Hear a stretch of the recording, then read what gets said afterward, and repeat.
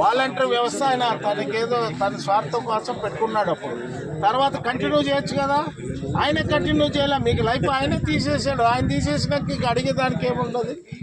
జగన్మోహన్ రెడ్డిని అడగలేదు. ఈ సమస్య ఉంది, నువ్వు చూసుకోండి.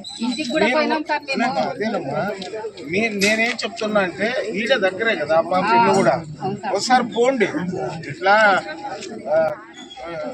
అదేనమ్మా, చాలా సార్లు పోయినప్పుడు ఆ పాప చైర్మన్ కాదు, అప్పుడు కౌన్సిలర్ ఒకటి, ఇప్పుడు ఆ పాప చైర్మన్. నేను కూడా చెప్తాను ఆ పాపకి, నీ వాడికే పోయిటమమ్మా, ఆడ సమస్య ఉంది, వాళ్ళందరూ వస్తారు, వాళ్ళ సమస్య చేయాలి. ఇప్పుడు ఆమె గవర్నమెంట్ వేరే, మున్సిపాలిటీ వేరే.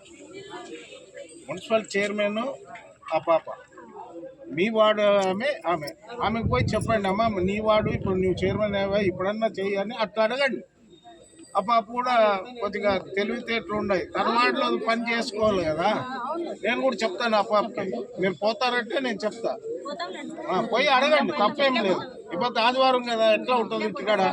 ఇప్పుడు సార్ కూడా వచ్చిందమ్మా, నీకే చెప్తున్నాడు, నేను కూడా చెప్తాను ఆయనకి.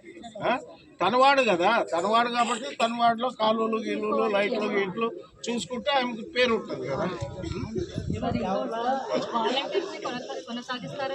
వాలంటీర్లు జగన్మోహన్ రెడ్డి తీసేసినాడు, జగన్మోహన్ రెడ్డి తీసేసినాడు. లేదమ్మా, ఆయన రినివల్ చేయి. ఇప్పుడు